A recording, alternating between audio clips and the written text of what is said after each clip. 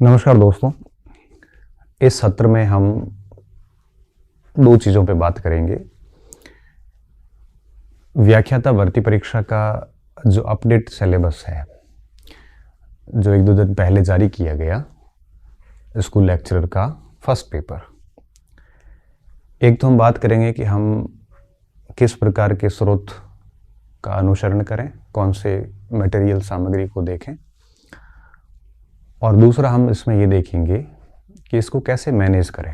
ठीक है, क्या फर्स्ट पेपर को सेकंड के साथ अभी पढ़ना शुरू कर दें या फिर इसको आपके बाद में पढ़ें, तो किस समय इसको कैसे देखा जाए, इन बिंदु पे हम बात करेंगे।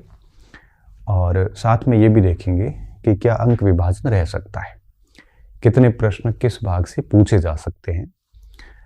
आरपीएससी ने ऐसा विभाजन तो नहीं दिया, मगर एक अनुभव के आधार पे और पुराने पेपर के प्रकृति को देखते हुए क्या कुछ रह सकता है, इस विषय पे हम छोटी सी वार्ता करेंगे और समझेंगे कि कैसे इसको ठीक से मैनेज किया जाए। बड़ा अच्छा पेपर है और एक ठीक ठाक मार्क्स लाए जा सकते हैं। और आपको पता है कि 40% का क्राइटेरिया भी है ना, कैटेगरी को कुछ छूटे भी हैं। मतलब ये है कि आपको 30 प्रश्न तो करने ही होते हैं, है ना, और 50 प्रश्न एक बेहद शानदार स्कोर है इसका। पेपर थोड़े आसान आते हैं तो 55 तक जाते हैं बच्चे, लेकिन अगर पेपर टफ आ जाता है तो इसमें 45-50 का स्कोर भी बड़ा शानदार स्कोर माना जाता है, चाहे साइंस हो चाहे आर्ट्स हो, सबके लिए। क्योंकि इसमें काफ़ी कुछ चीज़ें मिश्रित की गई हैं। इसमें इतिहास है, पॉलिटी है, ज्योग्राफी है, साइंस है, गणित है, भाषा है इसमें, और करंट अफेयर्स भी हैं, मैनेजमेंट भी है, और अब इसमें मनोविज्ञान भी है। तो ऐसी स्थिति में इसको मैनेज करना इतना आसान नहीं है। इसको हम हल्के में भी नहीं ले सकते, क्योंकि ये पेपर कई बच्चों को डिसक्वालीफाई करके बाहर भी करवा देता है। क्योंकि आपका पेपर सेकंड बड़ा शानदार गया, मगर फर्स्ट पेपर में अगर 40% नहीं है तो ऐसी स्थिति में कई बार हमें बाहर भी होना पड़ सकता है। पिछली बार हुआ भी है ऐसा। और इस पेपर की सहायता से हम एक अच्छी रैंक भी ला सकते हैं, है ना। तो मुझे लगता है कि इसमें 80 से लेके 100 के बीच का स्कोर ठीक ठाक हर बच्चा कर सकता है, 40 से लेकर 50 प्रश्न के बीच में। इससे ऊपर जाने के लिए आपको गणित, विज्ञान सब अच्छे होने चाहिए। मेरे 2016 में जो फर्स्ट ग्रेड हुआ था 15 वाला, उसमें मेरे इसमें 108 मार्क्स थे। मतलब तकरीबन मेरे हिसाब से, जहाँ तक मुझे याद आ रहे हैं, 54-55 प्रश्न कट के कुछ थे। तो उसके पीछे कारण ये था कि मेरा इंग्लिश भी अच्छा, लगभग सारे सही गए थे, हिंदी भी गया था, हिस्ट्री ठीक था। उस साल मैंने बैच भी लिया था, तो मैंने मैनेजमेंट भी पढ़ाया था, करंट भी पढ़ाया था, इतिहास पढ़ाया था। तो सारा बैठ गया था गणित को छोड़ के, और बाकी मैंने सारा कुछ अच्छे से कर लिया था। तो कटा के लगभग 54-55 के आसपास प्रश्न थे मेरे उस समय। और गणित को मैंने छोड़ दिया था, क्योंकि वो बहुत लंबे समय से छोड़ी हुई थी, तो इतनी मेरी अच्छी थी नहीं, और अभी भी नहीं है। बाकी सारे पोर्शन, जैसे रीजनिंग मेरा अच्छा था, साइंस मैंने बहुत अच्छे से नोट्स बना रखे थे, और इंग्लिश का मेरा ठीक था, यूपीएससी वगैरह की हुई थी कंटिन्यूसली, तो ठीक था। मतलब मैं ऐसे कर सकता हूँ, ग्रामर वगैरह ठीक कर लेता हूँ। और बाकी सारे पोर्शन पे, मतलब जो गणित के 5-7 प्रश्न थे, 4-5 प्रश्न थे, हालांकि उस साल 2 प्रश्न गणित के एक्स्ट्रा आए थे, उनको छोड़ के बाकी सभी प्रश्न को अटेंड करने की स्थिति में था, और बढ़िया से कर लिए थे मैंने। तो मुझे लगता है कि 40 से लेकर और 50 के बीच में स्कोर किया जा सकता है, और बड़ा संतुलित स्कोर है। ठीक है, अभी कैसे किया जा सकता है उसको हम शुरू करते हैं चीज़ों को। सबसे पहले तो मैं इसके मटेरियल के बारे में बात कर लेता हूँ, और फिर हम इसके जाएंगे कि इसको कैसे बढ़िया से मैनेज करें ताकि एक अच्छा स्कोर हो जाए। ठीक है, तो हम इसमें देखो सामग्री क्या होनी चाहिए, एक तो इस पर बात कर लेते हैं, और दूसरा हम बात कर लेते हैं कि कैसे इसको मैनेज कैसे करें, और तीसरा हम देखते हैं कि इसमें अंक भार क्या रह सकता है। ठीक है, मतलब किस पार्ट से कितने प्रश्न रह सकते हैं, मोटा मोटा ये अब हमारा केवल एक अजम्पशन है, एक केवल आंकलन है। ठीक है, 1-2 नंबर प्रश्न ऊपर नीचे भी हो सकते हैं। और जहाँ तक मटेरियल की बात है, तो आपके पास जो है वो सही है, लेकिन मैं मेरा मत दे दूंगा। कोई अगर नया स्टूडेंट है तो मुझे लगता है कि मैं मेरा एक व्यू रख दूंगा, और मैं व्यू रखने से पहले बहुत क्लियर कर देता हूँ कि जैसे क्लियर कर देना चाहता हूँ कि मेरा किसी भी प्रकाशक से, किसी भी संस्था से, किसी भी लेखक से कोई वित्तीय लाभ नहीं है। क्योंकि कई बच्चे कह देते सर आपने नाथ का नाम लिया, आपने उसका नहीं लिया। अब एक आधे का ही नाम लेना पड़ता है। मैं अगर यहाँ खड़ा होके 4 किताबों के नाम बोलूँ तो फिर आप तो वही कहोगे कि सर आपको ने तो वापस कंफ्यूज कर दिया कि 4 नाम ले लिए, एक नाम ले लो सर। तो क्या है कि थोड़ा ठीक रहता है ना। अब एक लेना पड़ेगा तो सीधी सी बात है, बाकी वाले नाराज हो जाएंगे, है ना। ये रिस्क रहती है हमारे लिए।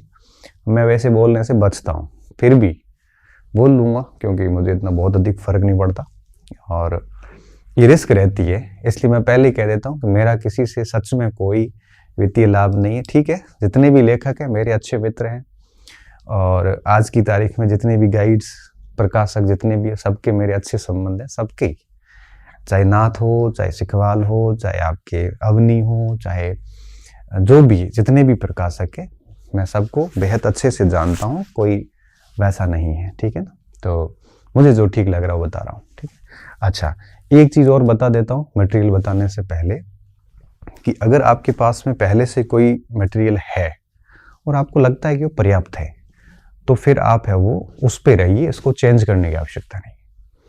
आपने अगर कोचिंग कहीं पढ़ रखी है और आपने उसके नोट्स वगैरह बढ़िया बना रखे हैं, उसका कंटेंट आपके पास है, तो मुझे लगता है वो कंटेंट चलने दीजिए, आपको बुक्स लेने की आवश्यकता नहीं है। ठीक है ना, क्योंकि जो है वो उसको प्राथमिकता दीजिए, जो नहीं है आपके पास में तो फिर आप किताब ले सकते हो। ठीक है ना। अब सर, क्योंकि अब इसके पीछे सीधा प्रश्न का उत्तर यही आता है नीचे कमेंट्स में, सर मैंने आपका कोर्स पढ़ा था इतिहास का, मेरे वाला, और हमने नोट्स बना रखे, क्या मुझे भी किताब की आवश्यकता पड़ेगी? तो मैं तो ये कहूँगा कि मेरे से ही क्यों, राजस्थान की किसी भी संस्था से आपने पढ़ा है, नोट्स बना लिए हैं, तो आपको फिर किताबों की आवश्यकता नहीं है, क्योंकि 1-2 सवाल का इधर उधर चलता रहता है। ठीक है, मटेरियल जितना लिमिटेड होता है उतना ज़्यादा बढ़िया रहता है। सबसे पहला भाग है भारत व राजस्थान का इतिहास। अब देखिए इसमें 3 चीज़ें आती है। एक तो आता है इसमें इंडियन हिस्ट्री, और दूसरा आता है राजस्थान का इतिहास, और तीसरा आता है संस्कृति। ठीक है, 3 भाग है इसमें, और इसमें टोटल प्रश्न रहते 15। ठीक है, तो मुझे जहां तक लगता है, और पिछले अगर मेरे एक्सपीरियंसेस हैं उसके आधार पे, इसमें प्रश्न रहते हैं 5, ज़्यादा नहीं आते आजकल। 5 से प्लस माइनस 1-2 आप कर सकते हो, और यहाँ प्रश्न रहते हैं 10, है ना। तो आप अधिकतम जोर किस पे दें? अधिकतम जोर दें राजस्थान की इतिहास संस्कृति पे। ठीक है, क्योंकि 10 प्रश्न है। रही बात इंडियन हिस्ट्री के 5 प्रश्न, तो जैसे आप राजस्थान का इतिहास पढ़ रहे होंगे तो ये राजस्थान का इतिहास है, इसमें क्रांति पढ़ रहे हैं तो भारत की क्रांति भी साथ में पढ़ लो, कोई नुकसान वाली बात नहीं, एक आधा प्रश्न यहाँ से पकड़ में आ जाता है। दूसरा, ये जो नेता है, इन नेताओं में आप थोड़ा थोड़ा पढ़ लोगे ना, तो ये नेता बहुत अधिक नहीं है, 1-2 पेज की इनकी सामग्री है, तो एक आधा प्रश्न नेताओं से रह लेता है। ये सारे नेता ही है वैसे, ये नेहरू जी, पटेल, आजाद, डॉक्टर अम्बेडकर, गांधी, ऊपर ये सारे नेताओं को पढ़ लोगे तो 1-2 सवाल यहाँ पकड़ में आ जाते हैं। और नेताओं में बहुत अधिक है नहीं, 2-2, 3-3 पेज रहते हैं सबके, गांधी जी को छोड़ के। और ये सरस्वती, दयानंद सरस्वती, राजा राम मोहन राय, स्वामी विवेकानंद, ये सारी व्यक्तित्व है, ये पूरे व्यक्तित्व है, ऊपर से लेके नीचे तक सारे व्यक्तित्व है। तो मुझे लगता है इन व्यक्तित्व को आप अच्छे से कर लेते हैं तो 2 से 3 सवाल यहाँ पड़ जाते हैं, एक क्रांति से आ जाता है। ठीक है, गुप्त काल का कला, साहित्य, स्थापत्य बेहद छोटा है, आप इसको बढ़िया कर लो। और मुगल काल के अंदर भी आपको पता है कि कला, स्थापत्य और साहित्य काफ़ी बड़ा है। ठीक है, तो मुगल कालीन जैसे आप साहित्य छोड़ सकते हो, और मुगल काल के अंदर चित्रकला वगैरह कौन बढ़िया देख लो, वहाँ से एक प्रश्न आ जाता है। ठीक है, गांधी जी को आप छोड़ सकते हो, क्योंकि गांधी जी को मोटी मोटी घटनाएं देख लो 2-3, बाकी गांधी जी को अगर आप पूरा पढ़ोगे तो 50-30-40 पन्ने हो जाते हैं। ठीक है, अगर आप इसमें कुछ छोड़ना चाहें तो महात्मा गांधी जी को छोड़ सकते हैं, बाकी सभी नेताओं की थोड़ी थोड़ी जानकारी है, उसको आप ले लें। जैसे वल्लभ भाई पटेल है तो आप देखोगे तो एक डेड पेज से है वल्लभ भाई पटेल। आप इसके शॉर्ट नोट्स भी बना सकते हैं कि वल्लभ भाई पटेल लिख लिया, जन्म, मृत्यु, स्थान, कहाँ से आए, कहाँ कहाँ अध्यक्ष रहे, किस किस पोस्ट पे सुशोभित किया, क्या क्या कार्य किए, एक पेज के अंदर ही पूरा शॉर्ट में नोट कर लो और वही आता है।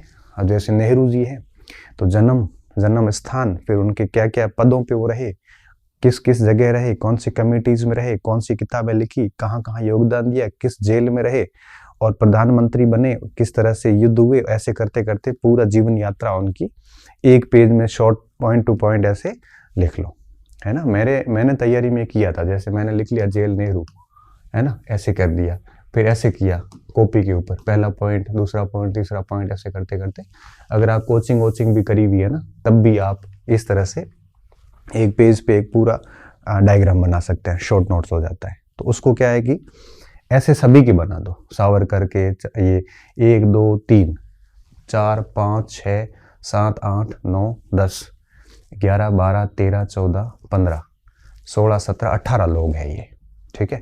इन 18 लोगों का आप अगर ऐसे शॉर्ट में करते हैं तो मुझे लगता है कि 25-30 पेज, मतलब 10 या 15 पन्ने बनते हैं, उसमें ये पूरे लीडर्स आ जाते हैं, है ना। फिर बार बार उसको क्या, जब भी फ्री बैठे आराम से उसको पढ़ सकते हो।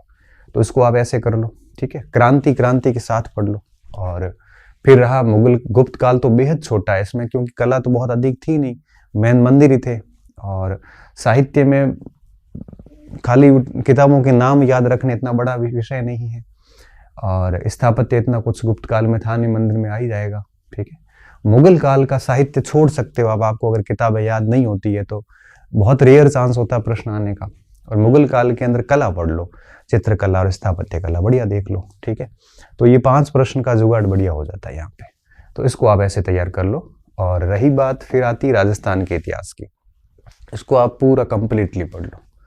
अच्छा, इसमें वही पढ़ो, जैसे कालीबंगा तो कालीबंगा ही पढ़ो, रंग महल पढ़ने की जरूरत नहीं है। आहड़ है तो आहड़ ही पढ़ो, साथ में बालाथल वगैरह पढ़ने की आवश्यकता नहीं है। ये 4 नाम दिए, चारों ही पढ़ो बढ़िया, ठीक है। 8वीं से 18वीं शताब्दी का राजस्थान के इतिहास में 2 ही वंश है, तो बस दोनों ही पढ़ लो, प्रतिहार और अजमेर के चौहान, और कुछ पढ़ना नहीं है, ठीक है। मेवाड़ रणथंभौर के संबंध, अब देखो इसके भी शॉर्ट नोट्स बढ़िया किए जा सकते हैं, बड़े आराम से हो जाते हैं। जैसे राणा सांगा का मुगलों के साथ संबंध, तो आपको केवल मुगल संबंध ही देखना है, उसमें आपको केवल और केवल आपके खानवा का युद्ध पढ़ना है, बयाना का देखना है, ठीक है, और कुछ नहीं पढ़ना। महाराणा प्रताप है तो हल्दी घाटी देख लो, कुंभलगढ़ देख लो, और आपकी देवेर देख लो, और बाकी जानकारी आप छोटा सा ले लो और फिर पूरी जानकारी के शॉर्ट में उसको नोट कर लो। इसी तरह से राज सिंह, और इसी तरह से ये सारे यहाँ के नेता किए जा सकते हैं। और राजस्थान का इतिहास ऑलरेडी बच्चों का अच्छा होता है, ठीक है। तो मुझे यूं लगता है कि आप है वो इस इतिहास के 15 जो प्रश्न हैं, अब ये प्रश्न गणित वालों के लिए, साइंस स्ट्रीम के लिए थोड़ी सी चुनौतीपूर्ण होते हैं।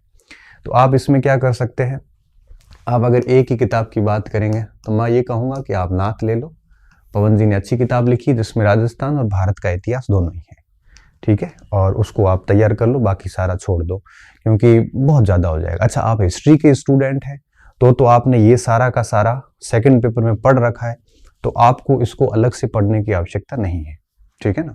अगर आप ये कहेंगे कि सर मैंने ऑलरेडी आर्य या फिर किसी और किताब से इंडियन हिस्ट्री के और इसके नोट्स बना रखे हैं किसी कोचिंग संस्थान से, तो फिर इसकी ज़रूरत नहीं, उसी नोट्स को आप बार बार पढ़ते रहिए, है ना।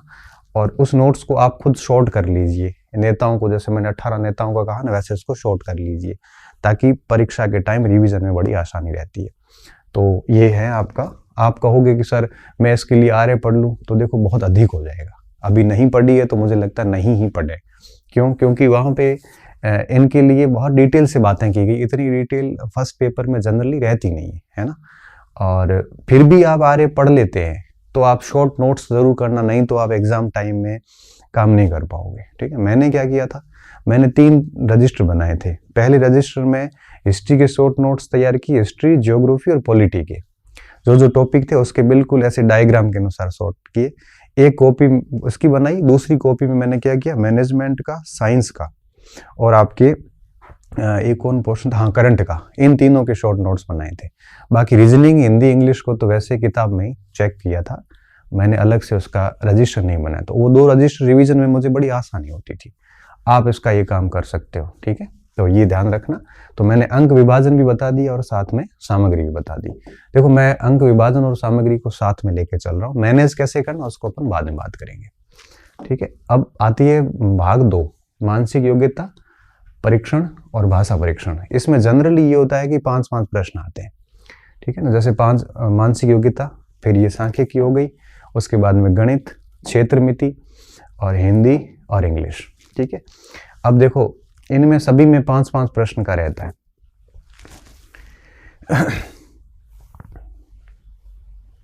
हाँ, अब देखिए इसमें क्या रहता है, जैसे ये जो मानसिक योग्यता है ना, करंट अफेयर्स, सॉरी ये मेंटल एबिलिटी, इसमें देखो इसमें प्रश्न आते हैं सांख्यिकी के और मानसिक योग्यता के, गणित और क्षेत्र मिति।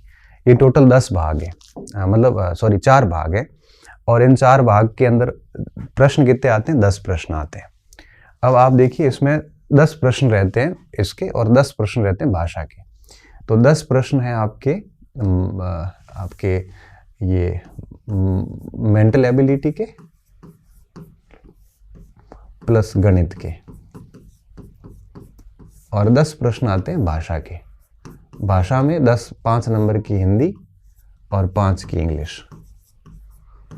अब 8 सवालों के साथ में क्या दिक्कत है कि थोड़ी अंग्रेजी भाषा पे कई बच्चों की कमांड नहीं रहती, तो वो क्या करते हैं 5 की इंग्लिश छोड़ देते हैं, 5 की गणित छोड़ देते हैं, है ना, 10 अंक का छोड़ देते हैं। हालांकि कोई बुरा नहीं है, क्योंकि जब नहीं है तो क्या कर सकते हैं, है ना। मैंने भी गणित छोड़ी थी, मगर इसको ठीक किया जा सकता है। कैसे कर सकते हैं अपन देखते हैं। देखो मानसिक योग्यता सांख्यिकी। अब देखो अगर आप थोड़ा बहुत मानसिक योग्यता पे थोड़ा काम करते हैं, थोड़ा सांख्यिकी पढ़ लेते हैं, तो मुझे लगता है कि इसमें ये हो जाता है। ये बहुत आसान पोर्शन है। अब ये पोर्शन अगर आपसे नहीं हो रहा है तो आप हालांकि इसको छोड़ सकते हैं अगर बिल्कुल कमजोर है तो, मगर आप आराम से इसको कर ही सकते हैं। मानसिक योग्यता और सांख्यिकी को कर सकते हैं। आप ऐसे सीधे शस्त्र मत डालना, कोशिश करना कि आप कर लो। अब इस मानसिक योग्यता, गणित और इस विज्ञान की एक किताब अलग से आती है, एक इस्माइल स्टडी करके अच्छा प्रकाशन आया था, राम अवतार भदाल की इनकी किताब है। तो उसमें बेसिकली गणित और रीजनिंग का और इसका पोर्शन दिया हुआ है। अच्छा, अगर आपके ये पोर्शन बहुत ठीक है, गणित का रीजनिंग वगैरह अच्छे हैं, साइंस के स्टूडेंट हैं, तो मुझे लगता है इन किताबों की आपको आवश्यकता नहीं है, क्योंकि आप तो लास्ट में 15 दिन लास्ट में भी देख लिया, तब भी आप इसके पूरे करके आओगे। इसकी आवश्यकता रहती है आर्ट्स वालों को जिनका ये पोर्शन ठीक नहीं है। अच्छा, यहाँ पे आप किसी की कोचिंग भी कर सकते हैं, क्योंकि गणित वगैरह समझ में नहीं आता है तो एक बार किसी शिक्षक से पढ़ के नोट्स बना लेंगे तो मुझे लगता है कि चीज़ें जल्दी से समझ में आ जाएगी और आप किताब से नहीं निकाल पाओगे जो पहले पढ़ा हुआ नहीं है, तो आप आराम से इसको कर लोगे, ठीक है। अगर आप सोचोगे सर गणित तो नहीं आ रहा, मैं मानसिक योग्यता की कोई किताब बता दूं, तो मानसिक योग्यता की जैसे US शेखावत की किताब आती है ना, इसको लेके और ये जो टॉपिक है इसको कवर करके और इसका आप अभ्यास कर लो बढ़िया तरीके से, तो उससे भी ये मानसिक योग्यता हो जाएगी, ठीक है। गणित आप छोड़ना चाहें तो छोड़ भी सकते हैं, मगर मुझे लगता है कि इस पोर्शन के लिए आप थोड़ा सा मानसिक योग्यता पोर्शन के लिए आप किसी न किसी कोचिंग सेंटर से कोचिंग कर लो। आप कोचिंग कर लोगे तो थोड़ा ऑफलाइन वगैरह ऑनलाइन ले लेना, जिसमें आप ये पोर्शन पढ़ लेना, बाकी छोड़ देना, क्योंकि एक अच्छा स्टूडेंट वो माना जाता है जो अपनी आवश्यकता के अनुसार चीज़ें सेलेक्ट करके पढ़ता है, ठीक है। पूरा का पूरा कोर्स पढ़ने की बजाय मुझे लगता है जैसे मेरा गणित इंग्लिश ठीक नहीं है तो मैं केवल वही पोर्शन पढ़ लूँ, मुझे लगता है मेरा राष्ट्र इतिहास अच्छा है तो मुझे कोचिंग की आवश्यकता नहीं, मुझे उसको किताब से पढ़ लेना चाहिए। मुझे लगता है कि इस शिक्षक का ये पोर्शन अच्छा है तो मैं उस शिक्षक से वही पढ़ लूँ, मुझे लगता है कि उस शिक्षक का ये पोर्शन ठीक है तो मैं वहां से उतना पढ़ लूँ। तो आपको ना ऐसा सेलेक्ट करना आना चाहिए। एक अच्छा विद्यार्थी वो होता है। हमें ऐसा नहीं करना है कि एक कोर्स ले लिया और जिसमें 800 क्लासेज है 800 की 800 पढ़ लिया, ऐसा नहीं करें। इससे बेहतर ये होता है कि आपका पोर्शन कमजोर कौन सा है वो वहां से कर लो। आप जो पोर्शन आपका अच्छा है उसकी वीडियोस देखने के टाइम खराब करने की आवश्यकता होती नहीं है जनरली, है ना।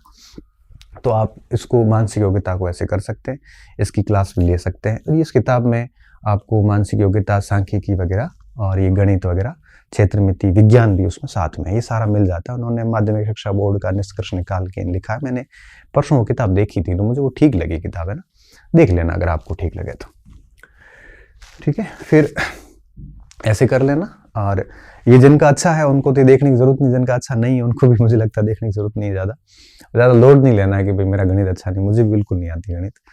ठीक है, रीजनिंग मैंने कर ली थी, सांख्यिकी को मैंने मेरे हिसाब से सेट किया था, तो इन दोनों में मैंने काम पूरा कर लिया था। गणित में नहीं बैठा तो नहीं बैठा, ठीक है।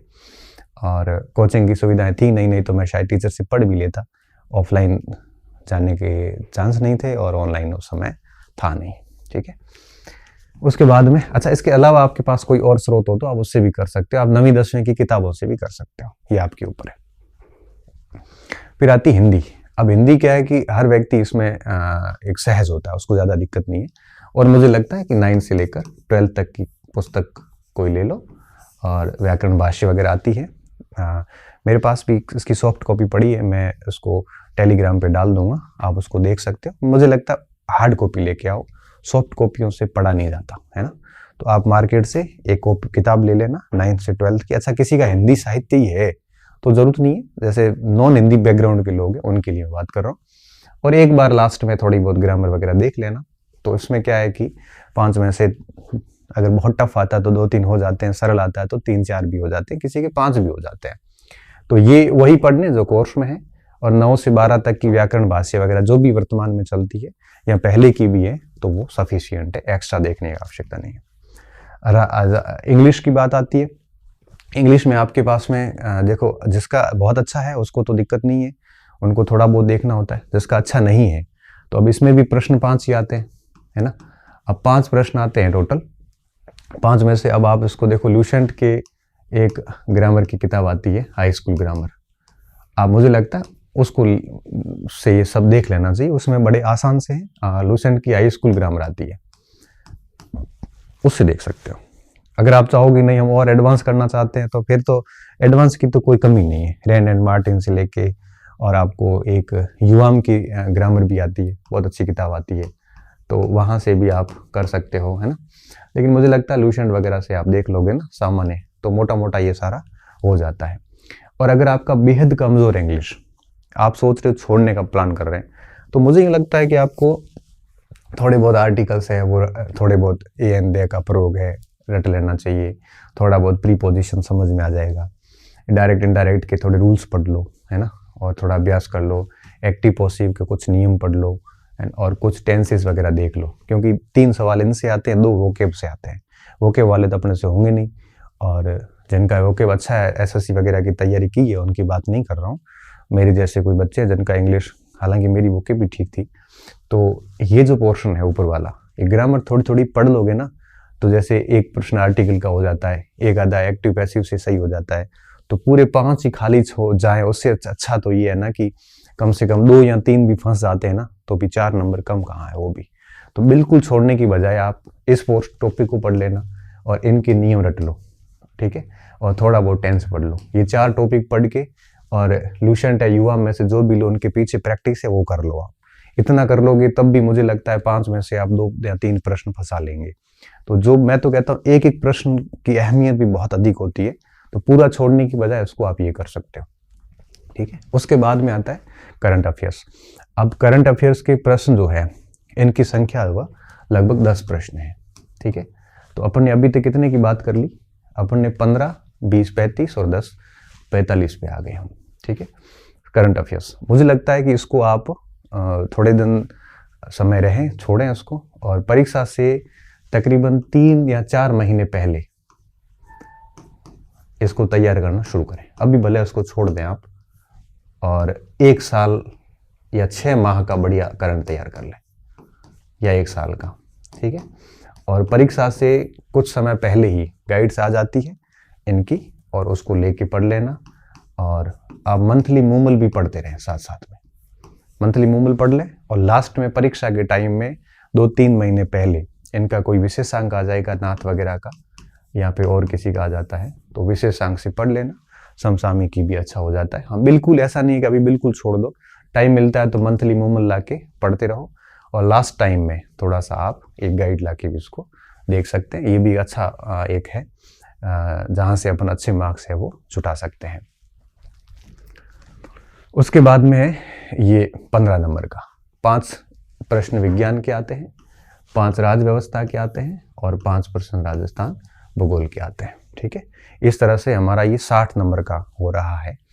अब देखो विज्ञान, ये विज्ञान आप उसमें स्मॉल स्टडी में आ जाते हो तो विज्ञान उसमें आ जाती है। इसके साथ में 9th-10th की किताब आप देख सकते हो और उनमें ये सारे पोर्शन है। आप क्या करना, उन टॉपिक को फोटोकॉपी करवा के एक छोटी बुकलेट बना के और उसको पढ़ लेना, तो उसमें साइंस के ये पोर्शन आ जाते हैं और आप इसकी कोचिंग भी कर सकते हैं। विज्ञान का भाग किसी अच्छे शिक्षक से पढ़ लोगे तो मुझे लगता है कि उसको भी आप आराम से कर सकते हो और किताब से भी कर सकते हो, साथ में कोचिंग भी कर लो। ऐसा है नहीं कि बिल्कुल छोड़ दो, ऐसी कोशिश प्रयास तो यही करो कि एक सवाल तो निकले कम से कम। पूरा छोड़ो, उससे अच्छा है कि जैव विविधता, पर्यावरण संरक्षण यही पढ़ लो, 1-2 जैसे गति के नियम देख लो थोड़ा बहुत। ऐसा कर लोगे तो आपका कर्म अच्छा होगा। तो क्या इनसे ही अगर 2-3 प्रश्न आए ना तो 2-3 हो जाएंगे। मैं सभी विद्यार्थियों को यही सलाह दूंगा कि पूरा पोर्शन कोई मत छोड़े। आप थोड़ा बहुत 2-2, 3-3 टॉपिक भी, जहां कुछ भी नहीं हो रहा है ना वहां 2-2, 3-3 टॉपिक पढ़ते रहे, ताकि क्या है कि एक आधा प्रश्न भी आ जाएगा। अब मैं आपको बात बताऊं, जैसे मेरे विज्ञान था, जब मैं फर्स्ट ग्रेड की तैयारी कर रहा था तो मैंने 9वीं और 10वीं के अलावा मेरे पास तो उस समय कोई किताब नहीं थी और मैंने उसके सारे टॉपिक बढ़िया पढ़ लिए थे, है ना। तो उसमें से मेरे 3-4 प्रश्न बड़े आराम से हो गए थे, क्योंकि उनमें से सीधे सीधे प्रश्न आए थे। और मैं छोड़ भी सकता था, क्योंकि कि यार इतना कौन पढ़ेगा, 5 सवाल है ये वो, लेकिन नहीं, मैं तो कहता हूँ कि जो जो अपने दायरे में है उनको तो आप पढ़िए। और ये सारे एनसीईआरटी के टॉपिक है। आप एनसीईआरटी के एप्लीकेशन डाउनलोड करके और उसमें विज्ञान की किताबें 6ठी से लेके 12वीं तक देखना, उनमें ये सारे टॉपिक मिल जाएंगे, है ना। फिर उन टॉपिक को डाउनलोड कर लो, प्रिंट करवा लो और उन टॉपिक को बढ़िया तरीके से खुद 1-2 बार पढ़ के शॉर्ट नोट्स बना लो। फिर किताब की भी आवश्यकता नहीं रहती। और अगर आप कोचिंग पढ़ लेते हैं तो मुझे लगता है फिर किताब की भी जरूरत नहीं है। कोचिंग में इसलिए कह रहा हूँ, गणित, विज्ञान और रीजनिंग की, रीजनिंग समझ में आ रही तो ठीक है, गणित और विज्ञान की कोचिंग इसलिए कह रहा हूँ कि कईयों की अच्छी नहीं होती, तो एक बार प्रयास कर लेना चाहिए। फिर भी नहीं हो रहा है तो फिर अलग इश्यू है ना, इसमें ये हो जाएगा। अब रही राज व्यवस्था की बात। राज व्यवस्था के लिए अब इतना बड़ा है तो मैं अगर आपको कहूँगा कि आप पूरी लक्ष्मीकांत या बौद्धिक प्रकाश ला के पढ़े तो ये आपके ऊपर है। जो भी अब जैसे पॉलिटिकल के अगर जो स्टूडेंट है उनको तो इसकी ज़रूरत नहीं है, और बाकी जो नॉन पॉलिटिकल साइंस बैकग्राउंड के हैं उनको ये बौद्धिक प्रकाशन या लक्ष्मीकांत या जो भी किताब है एक आधी ला के और मोटा मोटा 1-2 बार पढ़ लेना चाहिए। दोनों में से एक, कोई भी एक किताब ले लेना, है ना। दोनों मैं साथ में इसलिए बता रहा हूँ क्योंकि आपको पता है कि किसी के पास ये रखी हुई है, किसी के पास ये रखी हुई है, दोनों सेम किताब है।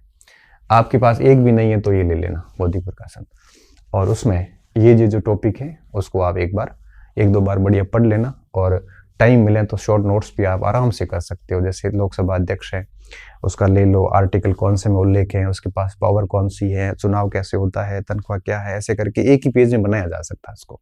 तो ऐसे करके आप इसको रेडी कर दो और प्रधानमंत्री का वगैरह सारों का आराम से किया जा सकता है। शॉर्ट में बहुत अच्छे नोट्स इसके बन जाते हैं। अब 5 प्रश्न आते हैं राजस्थान के भूगोल से। देखो भूगोल पुराना ही पूछा जाएगा, नए वाले में आप फंसना मत, और पुराना भूगोल पूछा जाएगा और आपने जिस किसी कंटेंट से पढ़ा है उसी को पढ़ते रहिए। नए में हम इसलिए अभी सहज नहीं है क्योंकि एक तो गवर्नमेंट खुद नए जिलों के ऊपर खिलाफ है ना, कभी भी वो खत्म कर सकती है।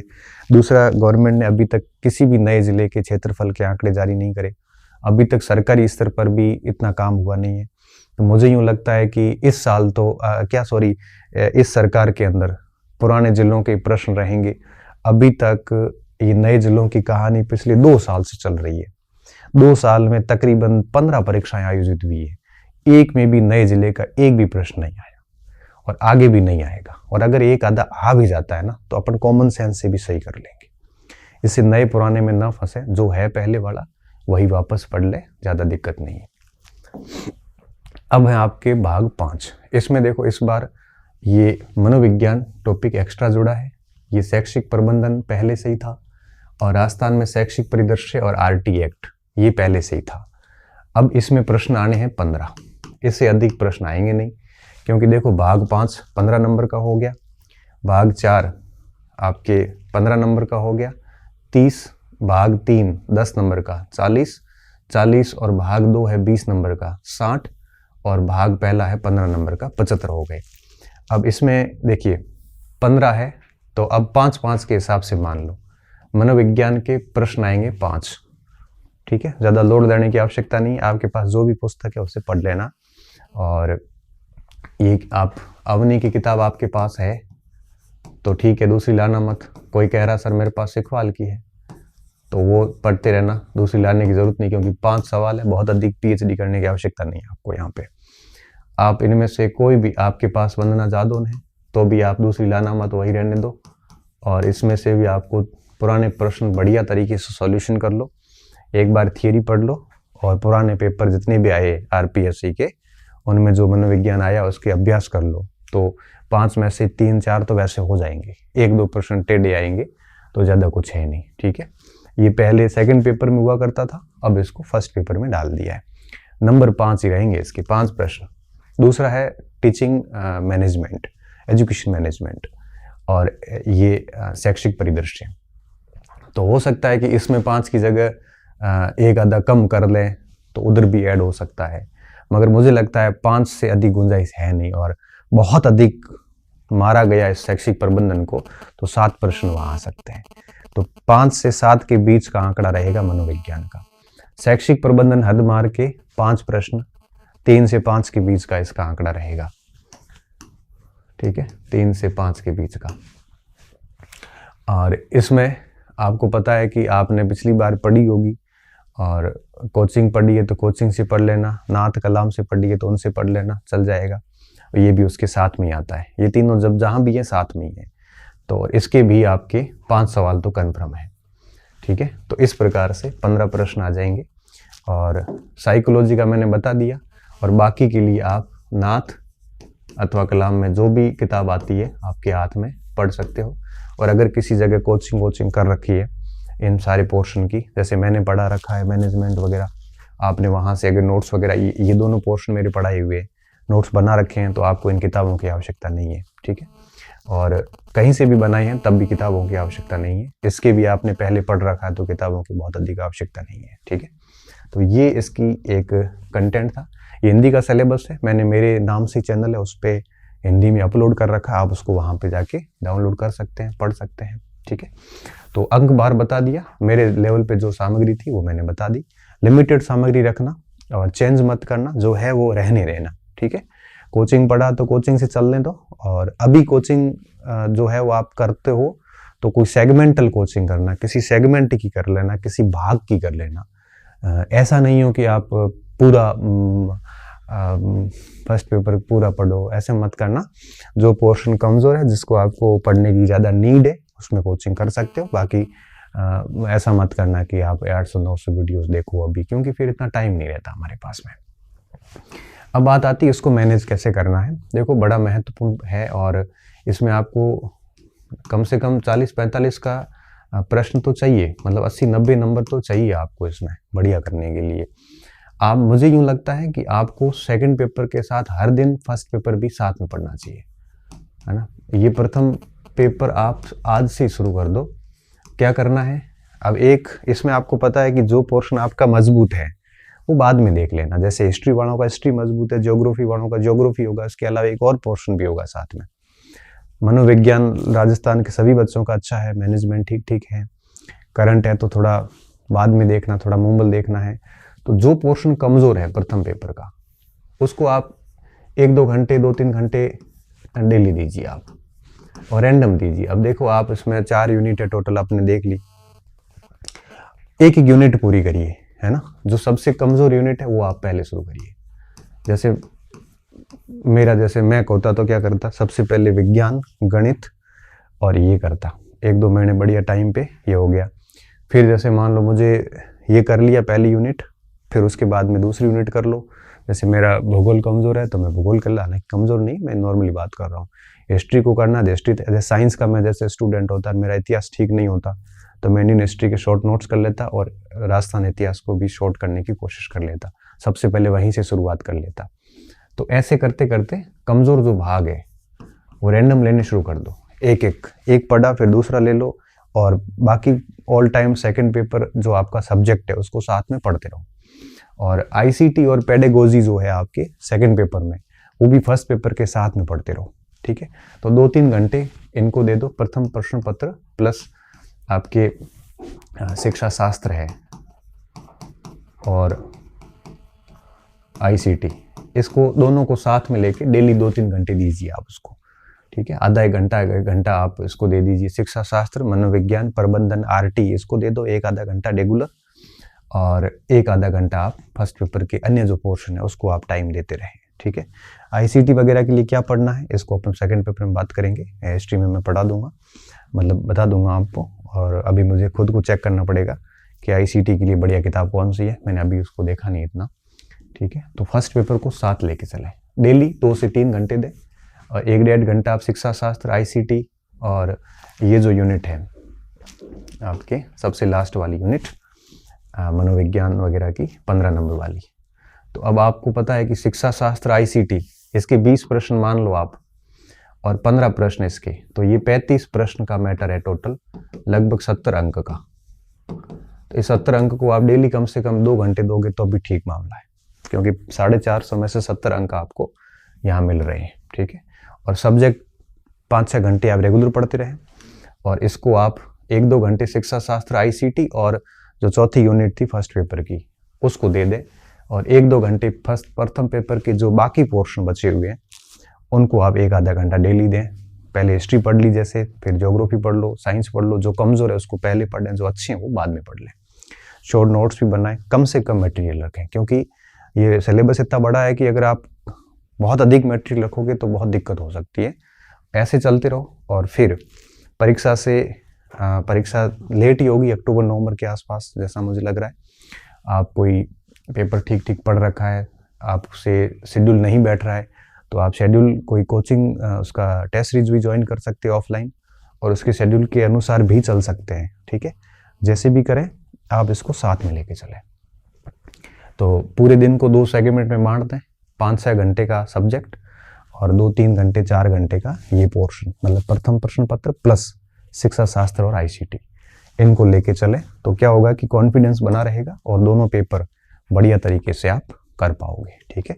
उम्मीद करता हूँ मैंने सारे जो मेरे मत थे वो दे दिए, आप इसको और बेहतर कर सकते हैं, ये कंप्लीटली मेरा अनुभव था, ठीक है। आप इससे बेहतर कर सकते हैं, तो आप इसको ये न माने कि बस ऐसा ही करना है, आपको ये ठीक लगे तो ऐसा कर लेना, इसको आप और अपने अनुसार मॉडिफाई भी कर सकते हैं। और आप बहुत पढ़िए और कोशिश करिए कि इस पेपर में भी 50 के आसपास जाएं आप, तो कॉन्फिडेंस रहेगा, और सेकंड पेपर थोड़ा बहुत इधर उधर भी होता है तो फर्स्ट पेपर उसको कंपनसेट कर लेगा, ठीक है। आपको बहुत बहुत शुभकामनाएं, आप इस पेपर को अच्छे से पढ़िए, और कोई डाउट्स हो तो मैसेज बॉक्स में डाल देना, कोशिश करूँगा कि उसका समाधान करूँ। बहुत बहुत धन्यवाद विद्यार्थियों, अच्छे रहिए, मस्त रहिए और पढ़ते रहिए।